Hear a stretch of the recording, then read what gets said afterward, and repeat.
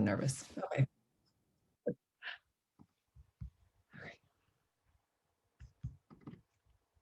Okay, so I got to participate in the RET program with Jacob Blankenship under Christopher Bates. And our study that we did is titled Biodegradable Thermoplastic Elastomers and Supramolecular Dynamic Networks. This is a short study into polymers. So first off, a little bit of an introduction about myself. That's me. That's right outside of Jacob's game HUD. I teach at Santa Maria High School. I've taught a variety of different science classes, biology, chemistry, forensics, and physics being at the forefront there. I still don't know what I'm teaching next year. I do know it'll be forensics, but beyond that, I have no idea. And so it'll be one of the three core sciences there, and I'm excited, looking forward to it. Just a fun fact about Santa Maria High School, it's actually founded in 1896, and their first graduating class was 4 people. So they have a mural of those 4 people in the administrative building. So the big picture here with the Bates group and with the projects in general, the idea is to create biodegradable thermoplastic elastomers to replace their petroleum-derived counterparts. So these products are very similar to biodegradable utensils because they're durable, usable, and more importantly, compostable. And the group is working towards creating material that could be used for the soles of shoes, the covers and steering wheels, yoga mats, heating devices, rampants. There's an extremely wide range of uses for these elastomers. But the key here is that they will be biodegradable and therefore helpful for the environment. So, oops, sorry. I came in at the end of one project and the start of a second project. So this first project, Jacob had already developed the polymer itself, and we did tensile testing together. And for the second project, we were working on creating the polymer. The first project was focused on adjusting the chemical architecture of the polymer to determine new characteristics. The idea here is that we're mixing together hard block and soft block, but if you do so in a linear way, like this image on the left, then it limits the amount of hard block you can incorporate while still remaining elastic. So instead, switching to a micro-arm structure where you're able to create one hard block with multiple rubbery soft blocks coming off of it, it allows it to maintain some integrity and stay relatively stiff, but still able to stretch. So ultimately, you're mixing together the two in a different format. So with this example here, you have a hard block, and then to each hard block, you have both a soft block and a hard block coming off of it. The idea is, again, to create something that is durable and can handle stress and strain and pressure applied to it, but still remain very elastic. So if you have something like this on the left end, this is a mixture of red and blue block, the hard block and the soft block. The red points serve as anchors, and you're able to stretch apart the polymer pretty well. But if you go to the opposite end, where you have the blue points trying to serve as anchors, you actually just have a really, really hard block. And when you stretch it, it becomes permanently deformed. And that's not the point there. So the idea with the Bates group is to stay over here between these left 2 images, try to create anchors with the red block that can then be pulled apart and returned back to the original shape with the blue block. So in particular, we were looking at the relationship between stress and strain. A lot of plastics can tolerate a great deal of stress. They can put a lot of pressure on them, but you can't stretch them. So it's like a standard plastic on the outside of pens or whatnot. Whereas soft elastomers can tolerate a significant amount of strain, but they can't tolerate a lot of stress. So think rubber bands. You can pull them really, really hard, but they're not super hard themselves. TPEs, or thermoplastic elastomers, are this green line here. And the idea is, again, to try to create a good mixture of both, where they can tolerate a significant amount of stress while still tolerate strain. They can be pulled, but they're still hard. The FA here, this is the volume fraction, and that's a ratio between red block and blue block, between the hard and the soft. And the key is to be able to increase that volume fraction to create a more durable polymer, but you still need to have the blue. So with typical TPEs, that volume fraction is between 10 and 30% with a linear structure. But the cool thing about the polymers, the micro-arm structures, is that you're actually changing that and you can increase the volume fraction significantly. So the types of tensile testing that we did are things like this, where we stretched a dog bone shape of the polymer and tried to determine how elastic it is, how much you can stretch it and have it return to its original shape, as well as how extensible it is. So simply how far can it stretch before it breaks. Oops. No, we want the next slide. There we go. So when we pulled it just straight one time until it broke, that's what this graph is indicating, the stress versus strain. And when we say n equals 3, that means we have 3 of the blue blocks, but it's a 52% red as far as volume goes. So it's almost even between red and blue. and off of each red is the 3 strands of blue. And so it's a very hard block, and this line is very steep, indicating that it's able to tolerate a significant amount of stress. As you increase the amount of blue block, though, where you have now 9 strands of blue for every 1 strand of red, so a 33% volume of red, it can tolerate significantly more strain. You can pull on it a lot more. And then this second graph here is in regards to more of a cyclical testing, elastic testing. So we'll pull it up and then let it go and have it return back to as close to its original shape as possible. And so recovery is referring to 100% its original shape or 90% of original shape and progressing down. What's really interesting with this one too is that if you have, for example, the N equals 3, 52% volume red, that's that green line, you can pull it to about 3 times its original length, and it still manages to return to over 90% its original size. So it has a great deal of elasticity involved with it, it was really neat to be able to be part of. So again, I came at the very end of this project. Jacob had already created the polymer, and I simply got to help out with testing. These are the dog bone shapes that are put into those machines. And so he created a mold and then stamped it out, and I got to test with the machine itself and have it pull and determine how elastic and extensible it is. So the second project is all about supramolecular dynamic networks. And to start, supramolecular refers to this massive assembly, this side here, right? Where you have this huge polymer. It looks super complicated. It's a lot of fun though.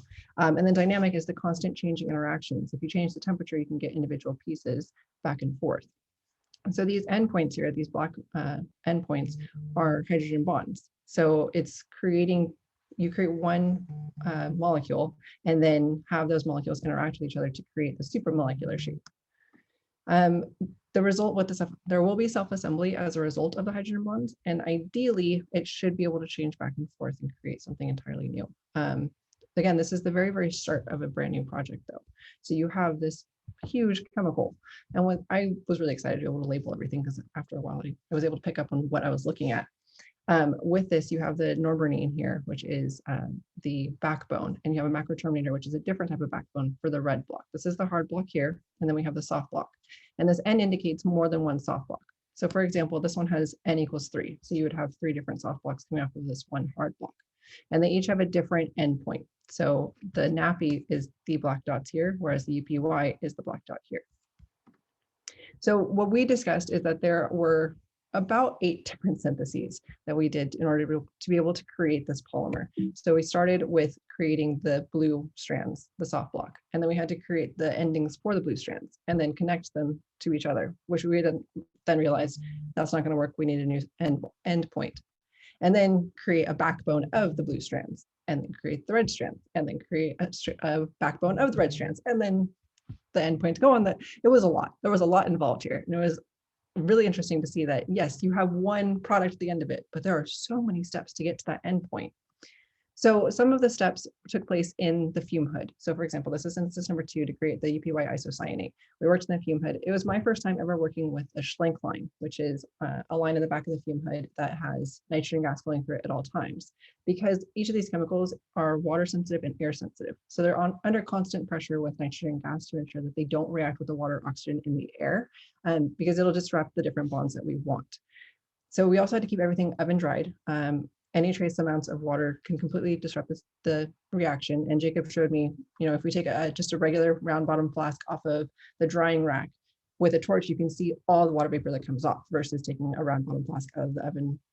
It's already been dried. There's no water there. We're good to go. And after about a week or so being on campus, it was 2 weeks, the mask mandate dropped. And I kind of laughed because everybody in the lab group was just, everyone felt kind of weird getting up close to the fume hood without a mask on, because it just became a regular part of PPE, and it was like, oh, wait, oh no, we can do that. That's okay. You just get used to having, gloves, lab coat, safety glasses at all times. And then the other area that we worked in was the glove box. And it was a lot of fun working in here. It was my first time ever working with the glove box. And it was refilled with nitrogen to avoid any oxygen. And we used it mostly for preparation of the different reactions, because it's a lot easier to prepare it in there where you don't have to worry about the Schlenk line constantly flowing through. So we prepared a lot of the solids in there, because you can't inject a solid using a syringe.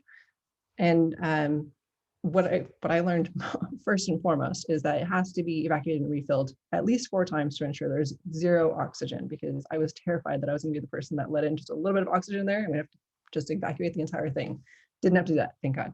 And then we did a lot of ROMPs in there. And a ROMP is a ring opening metathesis polymerization. And it's one that everybody in the lab group works with because everybody works with this NB molecule. And we'll get to that in just a second. So every synthesis that we did, though, was followed up with characterization to ensure that we had what we said we had. So the three that we worked with most often were NMR, GPC, and IR. And NMR is the nuclear magnetic resonance, and it's using frequency to identify functional groups. And then GPC is gel permeation chromatography, identifying molecular weight. And IR, infrared, also uses frequency, it's a wavelength, it's also qualitative, identifying functional groups as well. The idea that with using three different types of characterization is that they all point to different things and they are all good at different things. So if you combine all of them together, it creates a clearer picture of what you have and increases the confidence that you do have what you say you have, which is ideal with all this. So for synthesis number 3, for example, we created the NB P4MCl UPY. It was the soft strands to the endpoints. UPY is that endpoint, the NB P4MCl is the soft strand. So NB is norbornene, and almost everybody in the lab group uses that. It's great for creating a backbone with all the chains hanging off. The P4MCl is poly,4-methyl caprolactone. This is why we call it P4MCl. And then UPY is uretopyrimidinone, also why we call it UPY, because that's not a fun thing to say. We ended up doing it in the fume hood. The UPY is this white powder, and then we combine it all together, though you create a very viscous, very viscous, clear liquid. And the first day that I was in the lab, Jacob was showing me all the different polymers he's worked with and the polymers he wants to work with. And I felt so silly because he held up one of the vials and was like, yeah, this is the blue strand that I was telling you about. And I looked at it and I was like, well, where is it? It's like right there, it's on the bottom. And it just looked like a really thick bottomed vial because it's perfectly clear and very viscous. It's like, okay, that's organic chemistry, here we go. So after we did that synthesis, after we put together the NB P4MCl UPY, we had to run NMR to ensure that we did have what we said we had, that we have this huge chain here, right? We have got the norbornene, we have the P4MCl, and we have the endpoint now. So the initial NMR is here on the bottom, and we focus on these two peaks right here, and this is indicating the two hydrogens. They created two different peaks. They shift, though, when you change out the alcohol for this massive R group, and you end up having two peaks over here instead. So having those two peaks show up on the NMR after running this experiment shows that we do have the product that we say we have. But just to make sure, we also ran GPC. And the key with GPC is that the bigger the molecule, the faster it goes through the machine. And so seeing very symmetrical peaks indicates that we have even molecular weight distribution, which is a good thing. That's very good. But then also that it did shift, so it is going through slightly faster. We have a slightly larger molecule.